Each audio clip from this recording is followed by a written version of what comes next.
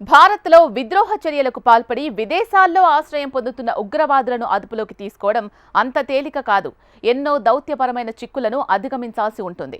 ఈ క్రమంలో ముంబై దాడుల సూత్రధారి తహవూర్ రాణాను భారత్కు అప్పగించేందుకు అమెరికా సుప్రీంకోర్టు గ్రీన్ సిగ్నల్ ఇచ్చింది. మరోవైపు అమెరికాలో ఉంటూ భారత్కు కుట్రలు పన్నుతున్న ఖలిస్తానీ ఉగ్రవాది గురుపత్వంత్ సింగ్ పన్ను ఏకంగా ట్రంప్ కార్యక్రమంలో కనిపించాడు.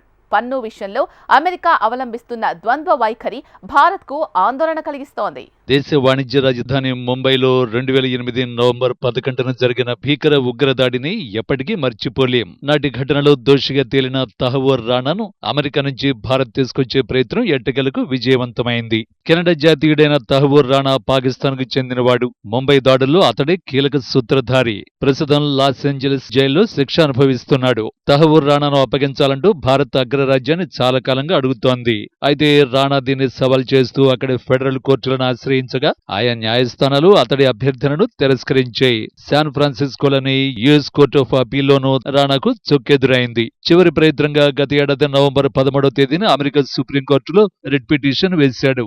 ఈ పిటిషన్ కొట్టేయాలని ఇటీవల అమెరికా ప్రభుత్వం న్యాయస్థానానికి విజ్ఞప్తి చేసింది. ఈ మేరకు 20 పేజీల అఫిడవిట్ దాఖలు చేసింది. దీన్ని పరిశీలించిన సుప్రీంకోర్టు రాణా అభ్యర్థనను తిరస్కరించింది. దీంతో అతన్ని భారత్కు అప్పగించేందుకు అవకాశాలు ఏర్పడ్డాయి. న్యాయపరమైన ప్రక్రియ పూర్తయిన తర్వాత మరికొన్ని నెలల్లో తహవూర్ రాణాను భారత్కు అప్పగించే అవకాశాలు ఉన్నాయి. 2008 నవంబర్ 11న ముంబైలో జరిగిన ఉగ్రదాడులను తలుచుకుంటే ఇప్పటికీ వెన్నులో వణుకు పుడుతుంది. ఉగ్రవాదులు పాకిస్తాన్ నుంచి కొలాబాద్ సముద్ర తీరానికి చేరి ముంబైలోకి అడుగుపెట్టారు. ఆ తర్వాత బృందాలుగా విడిపోయి అత్యంత రద్దీగా ఉండే ఛత్రపతి శివాజీ మహారాజ్ టెర్మినస్ రైల్వే స్టేషన్లోకి చొరబడ్డారు. వెంటనే వారి చేతుల్లో ఉన్న AK-47 తుపాకులతో జనాలపై విచ్చలవిడిగా తూటాల వర్షం కురిపించారు. వరుసగా 12 చోట్ల దాడులు జరిగాయి. దాదాపు 60 గంటల పాటు సాగిన మారణ హోమంలో 166 మంది ప్రాణాలు కోల్పోయారు. వీరిలో 18 మంది భద్రతా సిబ్బంది కూడా ఉన్నారు. మృతుల్లో కొందరు విదేశీయులు ఉన్నారు. ఆనాటి కుట్రలో మాస్టర్ మైండ్ గా భావిస్తున్న డేవిడ్ కోల్మన్ హెడ్లీ ముంబైలో ముందుగా రెక్కి నిర్వహించాడు. ఉగ్రవాదుల దాడులకు అవసరమైన బ్లూ ప్రింట్ తయారీలో తహవూర్ రాణా హస్తం ఉంది. అతడికి తహవూర్ రాణా సహకరించాడు. ఈ మేరకు డేవిడ్ కోల్మన్ హెడ్లీ తహవూర్ రాణాల మీద కేసులు నమోదయ్యాయి. నవంబర్ 11 దాడులు జరిగిన ఏడాది తర్వాత షికాగో FBI అధికారులు తహవూర్ రాణాను అదుపులోకి తీసుకున్నారు. భారత్లో విద్రోహ చర్యలకు పాల్పడి విదేశాల్లో ఆశ్రయం పొందుతున్న ఉగ్రవాదుల్ని అదుపులోకి తీసుకోవడం అంత తేలిక కాదు. అమెరికా, కెనడాతో పాటు ఎన్నో దేశాల్లో తలదాచుకుంటున్నారు ఉగ్రవాదులు. వారిని భారత్కు రప్పించి శిక్షించేందుకు ఎన్నో దౌత్యపరమైన చిక్కులను అధిగమించాల్సి వస్తోంది. తాజాగా తహవూర్ రాణా వ్యవహారంలో మన దౌత్యవేత్తలు చేసిన ప్రయత్నం చాలా వరకు ఫలించింది. అయితే ఖలిస్తానీ ఉగ్రవాది గురుపత్వంత్ సింగ్ పన్ను అంశం కూడా తెరమీదకొచ్చింది. భారత్లో ఖలిస్తానీ ఉగ్రవాదాన్ని మరోసారి రెచ్చగొట్టే దిశగా అంతర్జాతీయ స్థాయిలో పనిచేస్తున్నాడు గురుపత్వంత్ సింగ్ పన్ను. ఇందుకోసం సిక్స్ ఫర్ జస్టిస్ అనే సంస్థను స్థాపించిన పన్ను అమృత్సర్ జిల్లాలోని ఖాన్కోట్ గ్రామంలో జన్మించాడు. పంజాబ్ యూనివర్సిటీ ద్వారా న్యాయపట్టా పొందిన పన్ను కొంతకాలం న్యాయవాదిగా పనిచేశాడు. భారత్ను వదిలి కెనడా వెళ్లిన గురుపత్వంత్ సింగ్ పన్ను తొలుత అక్కడ డ్రైవర్ గా పనిచేశాడు. అతనికి కెనడాతో పాటు అమెరికా పౌరసత్వం కూడా ఉంది. ఖలిస్తాన్కు మద్దతుగా పన్ను అమెరికా, కెనడా తదితర దేశాల్లో కార్యక్రమాలు, ర్యాలీలు నిర్వహిస్తున్నాడు. భారతదేశం సిక్కుల మానవ హక్కులను ఉల్లంఘిస్తోందనే ఆరోపణలు చేస్తున్నాడు. ఉత్తర అమెరికా, యూరోప్లోని భారతీయ దౌత్యవేత్తల్ని హత్య చేయాలని పిలుపునిస్తూ పోస్టులను ముద్రించాడు. కెనడాలోని భారత రాయబార కార్యాలయాన్ని మూసివేయించడమే కాకుండా ప్రధాని మోడీని, హోంమంత్రి అమిత్ షాను కూడా బెదిరిస్తూ వీడియోలు విడుదల చేశాడు.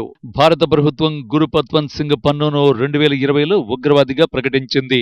అతనిపై భారత్లో దేశద్రోహ కేసుతో సహా 20కి పైగా క్రిమినల్ కేసులు ఉన్నాయి. అతనిపై అంతర్జాతీయ స్థాయిలో రెడ్ కార్నర్ నోటీసు జారీ చేయాలని భారత్ కోరినప్పటికీ ఇంటర్పోల్ ఇంకా నోటీసు జారీ చేయలేదు.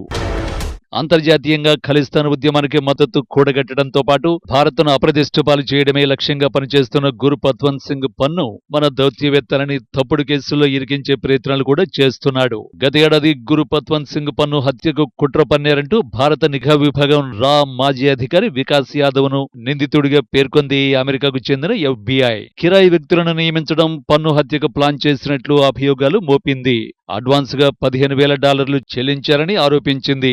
ఈ కేసులో భారత్కు చెందిన నిఖిల్ గుప్తాను అమెరికా అరెస్ట్ చేసింది. పన్ను హత్య పథకాన్ని అమలు చేయడానికి నిఖిల్ గుప్తాతో వికాస్ యాదవ్ ఒప్పందం చేసుకున్నారని FBI తెలిపింది. తమ గడ్డపై పన్ను హత్యకు కుట్ర జరిగిందని, దాన్ని తాము భగ్నం చేశామని ఆరోపించింది. ఇదే కేసులో భారత ప్రభుత్వానికి సైతం అమెరికా కోర్టు సమన్లు జారీ చేసింది. అయితే ఈ ఆరోపణలను భారత్ తీవ్రంగా ఖండించింది. పన్ను హత్యకు కుట్ర కేసులో ఆరోపణలు ఎదుర్కొంటున్న అధికారి ప్రస్తుతం ప్రభుత్వంలో పనిచేయటం లేదని అమెరికా అధికారులకు తెలిపింది.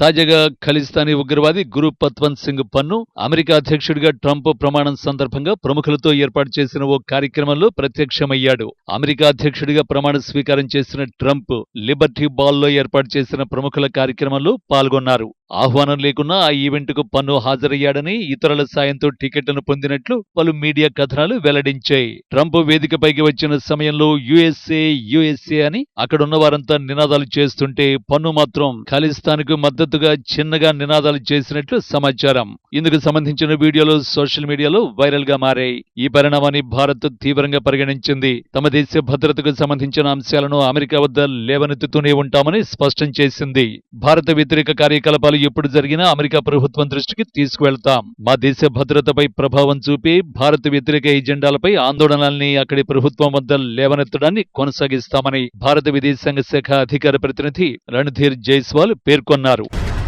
అమెరికా గడ్డపై ఉంటూ భారత్లో ఉగ్రవాద కార్యకలాపాలను ప్రోత్సహిస్తున్న గురు పత్వంత్ సింగ్ పన్ను విషయంలో అక్కడి అధికారులు ద్వంద్వ ప్రమాణాలు పాటిస్తున్నారనే విమర్శలు ఉన్నాయి. పన్నును భారత్కు అప్పగించే విషయంలో వారు పెద్దగా ఆసక్తి చూపడం లేదు. అక్కడి చట్టాలను అడ్డుపెట్టుకుని భారత అధికారుల మీదనే కేసులు పెడుతున్నా పట్టించుకోవడం లేదనే ఆరోపణలు ఉన్నాయి. మరి ఈ విషయంలో కొత్త అధ్యక్షుడు ట్రంప్ ఏ విధంగా స్పందిస్తారో చూడాలి.